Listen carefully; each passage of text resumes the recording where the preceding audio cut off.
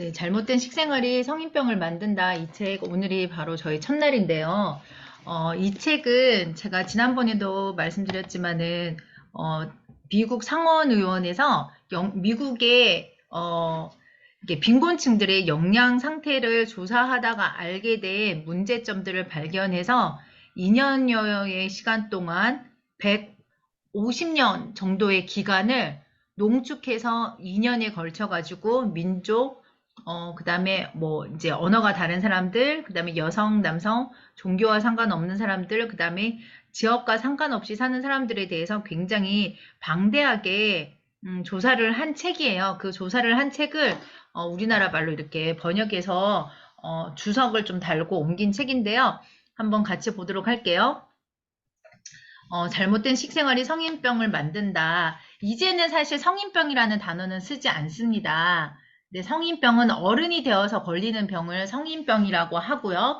지금은 이 성인병과 같은 어른이 되어서 걸리는 병이 뭐냐면 당뇨, 그 다음에 고혈압, 뭐 이런 혈관성 질환, 뭐 이런 것들인데 이런 질환들이 젊은 20대도 일어날 수 있고요. 10대도 일어날 수 있고 소아도 일어날 수 있기 때문에 이제는 대사증후군이라는 병명으로 이제 말이 바뀌었죠. 그래서 개정판을 내면서 하면서 한번 보도록 할게요.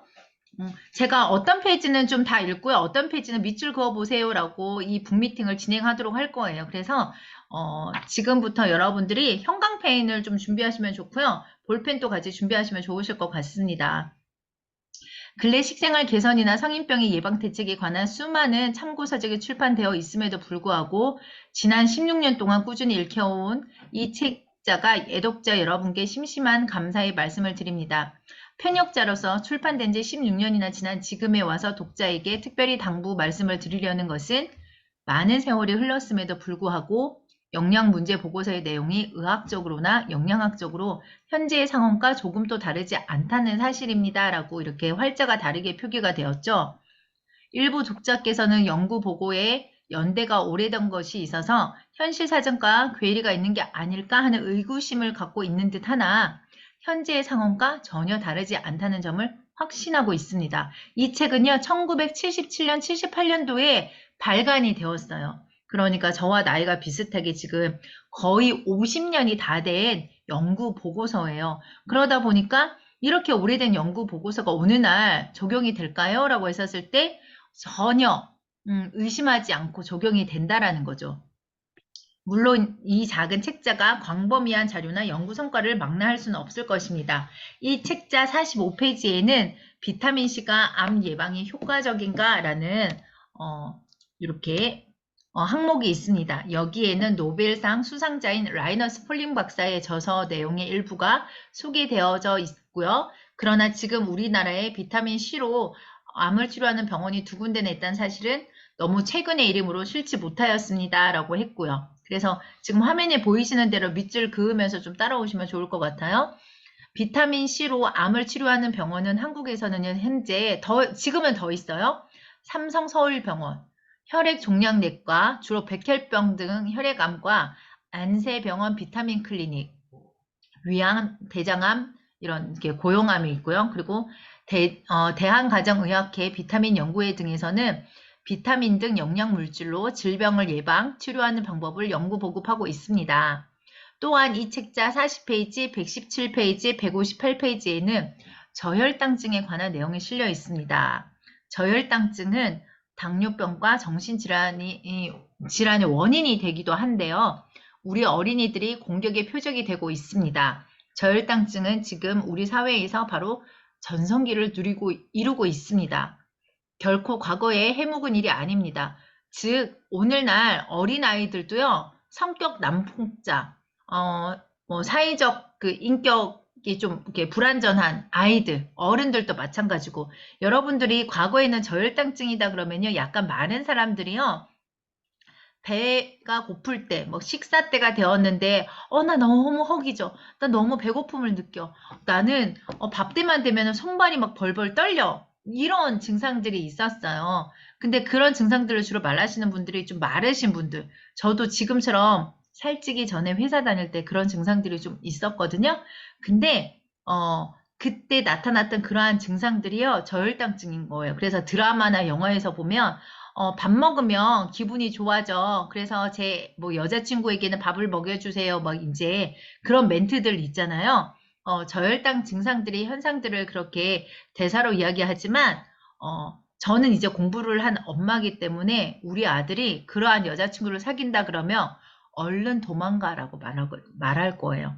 왜냐면 걔는 정신적으로 우울증이나 조울증이나 감정 기폭이 엄청난 파장을 일으키고 있는 여자아이야. 아니면 남자아이야. 그러니까 그런 아이는 교제하지 않는 게 더 좋을 거야 라고 저는 영양학을 공부했기 때문에 그렇게 말을 해줄 것 같아요. 또한 266페이지에는 셀레늄이라는 미량 미네랄에 관하여 설명되어 있습니다. 요즘 TV 광고에 나오는 셀크라는 우유가 바로 셀레늄이 함유된 우유입니다. 편역자는 245페이지와 248페이지에 실린 분자 교정의학과 메가비타민 요법의 이론과 실제에 관하여 1981년부터 지금까지 의사, 약사, 영양사에게 교육해 왔습니다. 이 책을 읽으시는 여러분들은 이웃에게도 적극 권유해서 건강사회를 실천해 주시기 바랍니다. 라고. 이 책이 우리나라의 2003년도에 다시 두 번째 개정 개혁이 되었는데요. 그로부터 16년 전이고, 그러니까 20년 전이죠. 2003년은. 근데 그로부터 16년 전이니까요. 이 책은 현재 우리나라에 번역되어서 들어온 지 36년이 된 책이에요. 그런데 아직도 온라인 서점이나 오프라인 서점에서 판매가 되고 있다는 거죠. 그리고 여기 보시면 아까 말씀드렸다시피 분자교정의학과 이것도 밑줄 한번 그어보시면 좋고요. 우리가 앞으로 공부하면서 계속 알아가야 할 단어들이에요. 그 다음에 메가비타민 요법. 이거 아메이아 하는 사람들이 소비자들에게 영양제 많이 팔려고 좀 더 양을 드셔보세요라고 하는 게 아니고요. 이미 50년 전부터 메가비타민 요법은 의학적으로 과학적으로 다 연구가 된 것들에 대해서 적용해보자라는 운동인 거지 저희가 하는 말이 아닙니다. 그래서 7페이지의 프롤로그를 보시면 우리들의 상식을 뿌리째 흔들어 놓는 미국 상원 영양문제 특별위원회 보고서라고 되어져 있죠. 여기 보시면 미국 상원 영양문제특별위원회의 5천여 페이지에 달하는 방대한 보고서는 하나의 문명사적 자료로 평가되고 있고요. 이 위원회 맥거번 위원이 위원장이었다. 그리고 이 활동은요, 문명사상 그리고 의학사상 대사건이었으며 지금 미국을 중심으로 일고 있는 거센 물결의 새로운 의학혁명이 추진력이 되었다. 영양문제위원회는 활동을 개시한 초기에는 기아 문제에 관심을 집중하였는데요. 식품과 영양, 즉 식생활이 건강에 미친 영향을 점차 더 깊숙이 조사해가는 과정에서 놀라운 사실에 직면하게 되었다라고 되어져 있는데 요거 빨간색으로 밑줄 한번 그어 보시겠어요?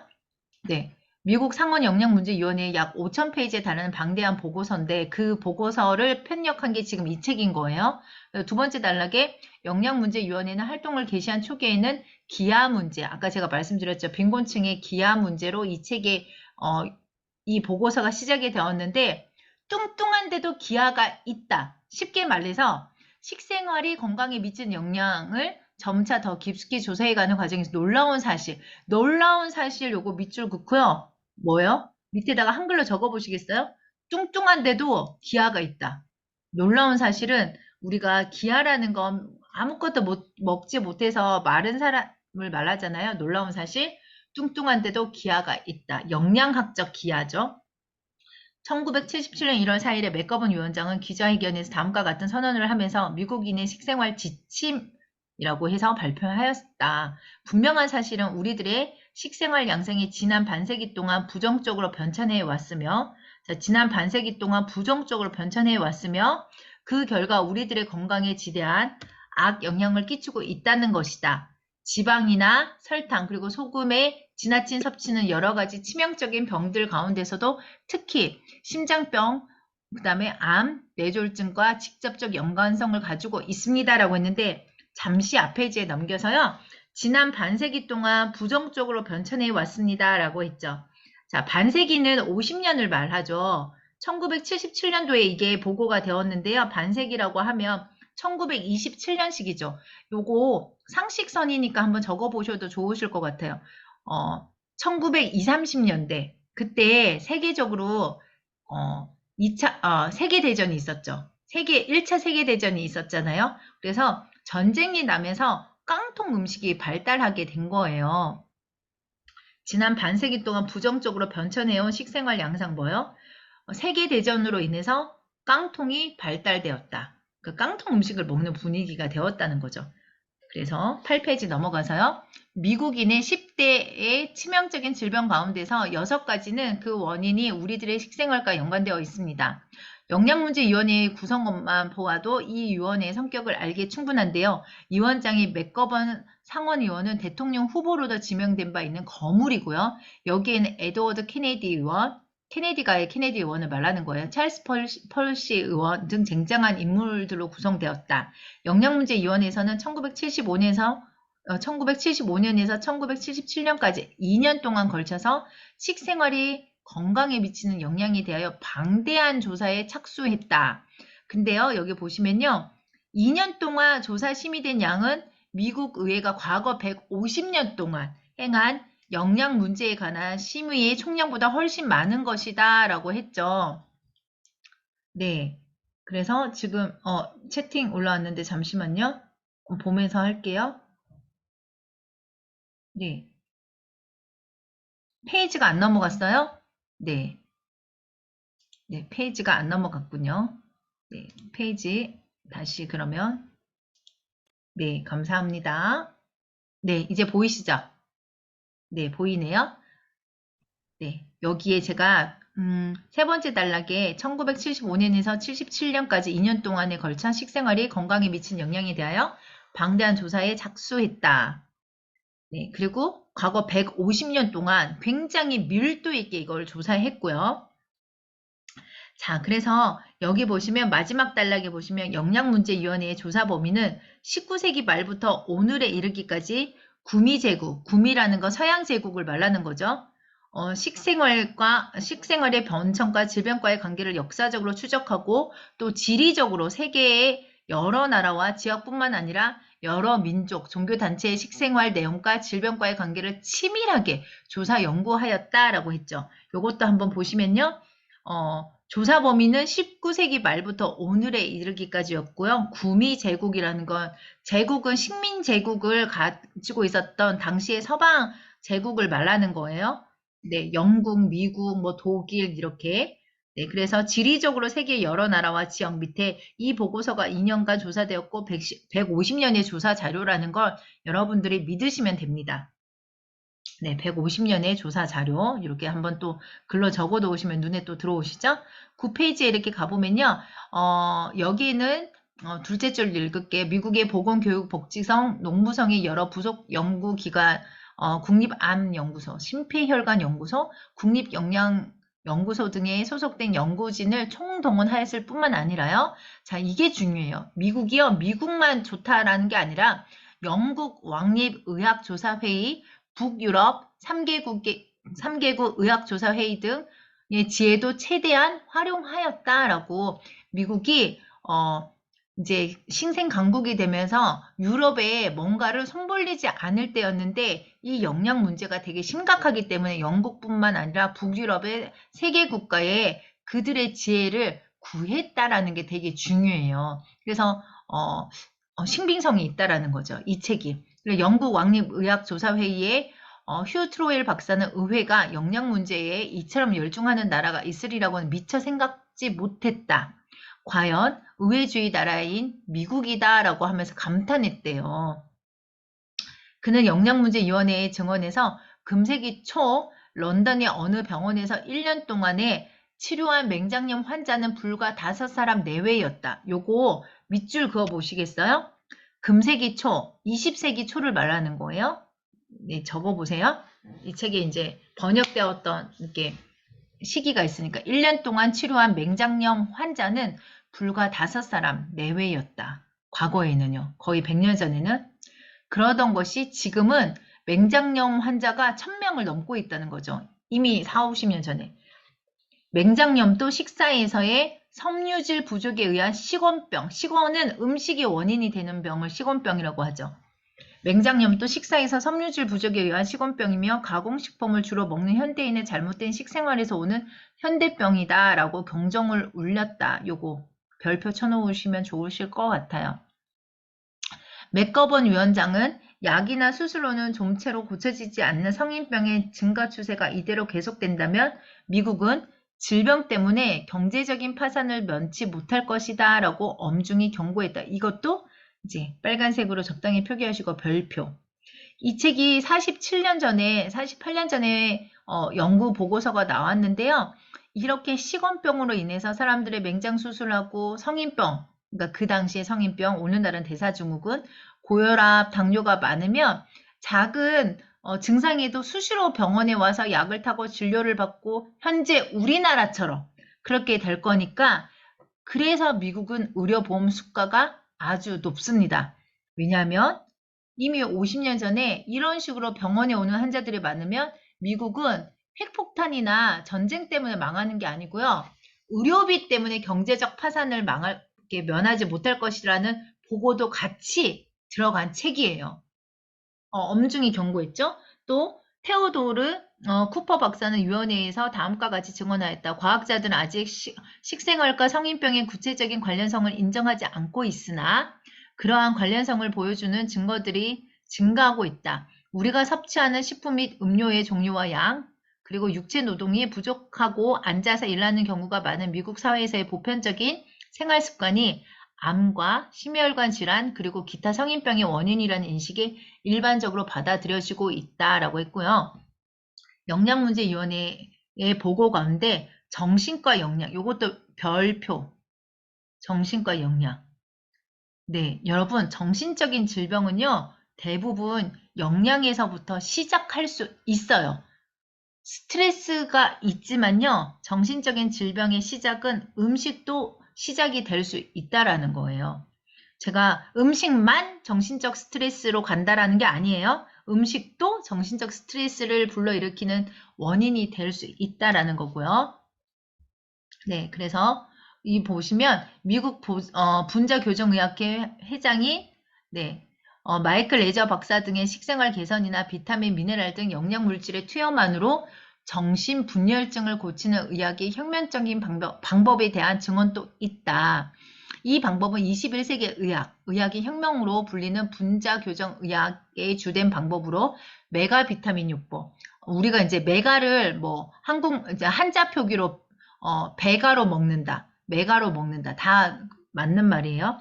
그래서 메가비타민 요법으로 신경 안정제를 사용하는 지금의 방법보다 훨씬 효과가 있다는 것. 여러분, 항우울제 아니면 수면제 처방받는 것보다요. 메가비타민 요법이 그냥 효과가 있다가 아니고 훨씬 효과가 있다. 이런 거 다 표기하시면 좋으실 것 같아요. 그리고 그 방법은 식사를 개선하여 우선 저혈당증을 고치면서 비타민, 미네랄 등으로 뇌세포의 영양 대사. 중요한 거 어디다 줘야 된다고? 뇌세포. 네, 우리의 뇌에 영양을 주셔야 됩니다. 자, 뇌세포의 영양 대사의 균형을 조정하는 것이다. 자, 재래의학이 질병의 겉상태만을 약으로 분장시키는 기만적인 방법을 취하는 데 반하여 우리 지금 저희 리더님들 중에서도 고혈압 약 드시고 당뇨약 드시고 있으시잖아요. 근데 여기에는 기만이래요. 그게 겉상태만 보고 처리하는 기만적인 의료 행위인 거예요. 이 새로운 의학적 방법은 인체를 구성하는 세포 단위 영양 대사를 정상으로 조정함으로써 질병의 근원을 고치는 근원적 치료의학이라고 할 수 있다.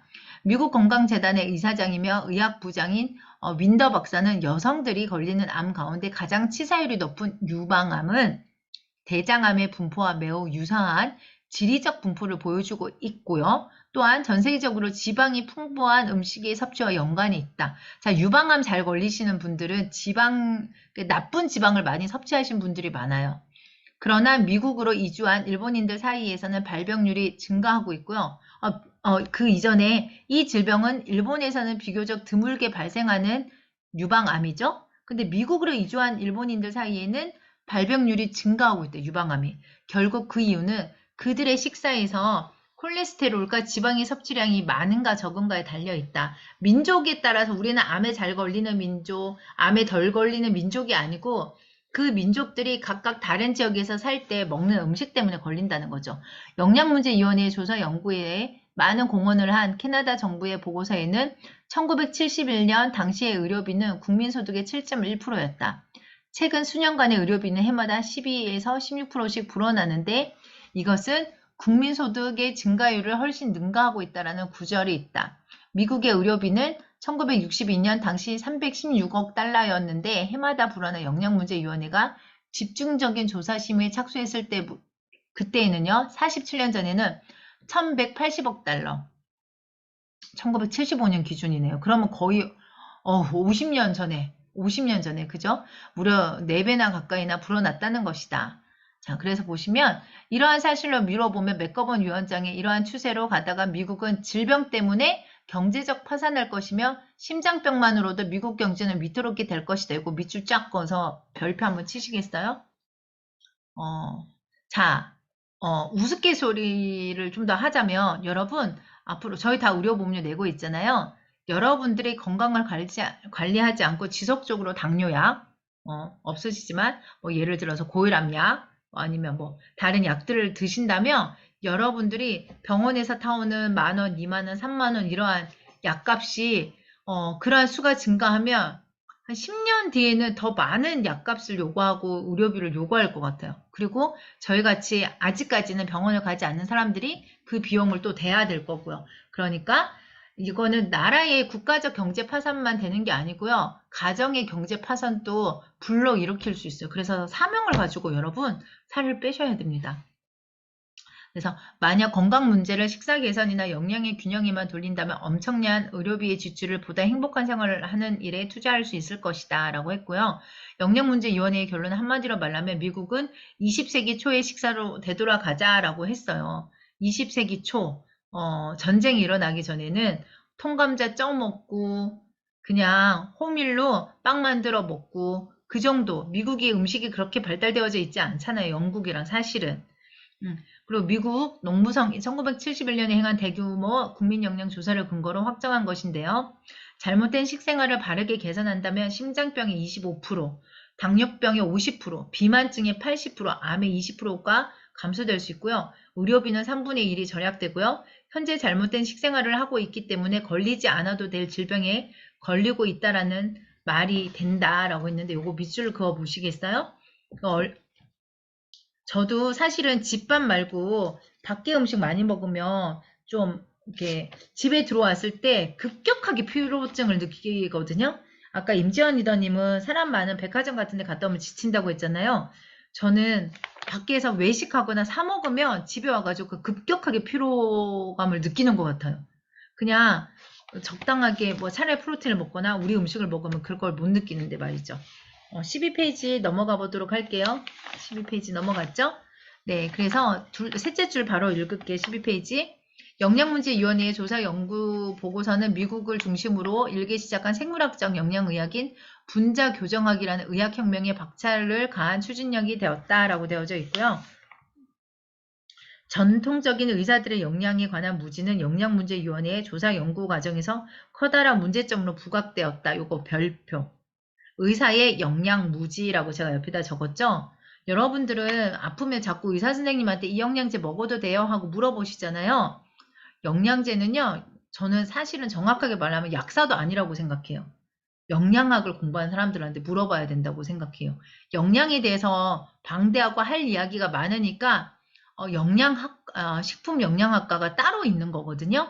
대학에서 영양학만 깊이 파서 박사학위까지 줄 수 있는 전공 과목이라는 거죠. 근데 자꾸 의사나 약사한테 영양제 물어보시면 그들이 대학에서 영양학을 그렇게 많이 공부하지 않고 최소한 기준만 맞춰서 공부를 했다라는 거죠. 그래서 영양학은 영양학을 전공한 사람들한테 물어봐야 되는구나 라고 생각하시는 게 상식인 거죠. 그리고 밑에서 두 번째 단락의 다운편에 보시면 영양을 무시한 의학이란 생각하면 참으로 기묘한 의학이다 라고 비꼬고 있죠. 그 다음에 13페이지 넘어갈게요. 지난 2세기 동안 화학적, 물리학적인 과학은 급속히 발견되었고 이것은 의학적 사상에 아주 나쁜 부정적 영향을 주었고 치료기술의 진보도 지연시켰다. 표면상으로는 화학, 물리적인 과학 급속한 발달 2세기 동안 뭐냐면 플라스틱이 발견이 되다 보니까 의학이 대단히 진보되었다고 선전하고 있지만 장래에 언젠가 때가 오면 20세기는 역사상 의학의 암흑시대였다라고 기록될 것이다. 그쵸? 플라스틱만 믿고 석유에서 추출한 모든 뭐 영양제, 뭐 약 이런 것들로 치료를 하려고 했었으니까 의학의 암흑시대였다고 볼 수 있는 거죠. 이것도 밑줄 한번 다 그어 보시겠어요? 그리고 이상하게도 병에 대한 20세기의 사고방식은 마치 원시적인 부두교도들의 생각과 비슷하다. 부두교는 뭐냐면요. 이걸 비꼬는 거예요. 병에 대해서 20세기의 사고방식은 원시적인 부두교도 식인종을 말하는 거거든요. 식인종들, 그러니까 식인을 하는 원주민들하고 비슷한 아주 미개한 사고다라는 거예요. 미개한 사고를 이렇게 표현한 거예요. 부두교도들이 말하는 악령이 오늘날에는 세균, 박테리아, 바이러스로 둔갑되어 운이 나쁜 인간을 습격한다는 전뿐이다. 현대에 사는 우리들은 병이란 건강한 신체를 습격하는 것이라고 생각하고 있고 예컨대 병이 생겼다라고 하지 않고 우리 병에 걸렸다라고 표현하죠. 그리고 마지막 단락에 보시면 그러나 새로운 생물학적 영양의학은 이와 같은 병에 대한 개념, 즉 파스텔의 개념과 대중요법의 이의를 제기하고 있죠. 이 새로운 의학적 견해에 의하면 병에 걸리게 되는 첫 번째 원인은 세균이나 바이러스 때문이 아니고 병에 걸리게 된 사람의 잘못된 잘못된 식생활 습관과 육체적, 정신적, 그 다음에 긴장, 스트레스에 의해 저항력이 약해진 까닭이라는 논리적, 객관적 사실을 기초를 두는 것이다 하고 앞부분부터 이제 다 밑줄 한번 그어보세요.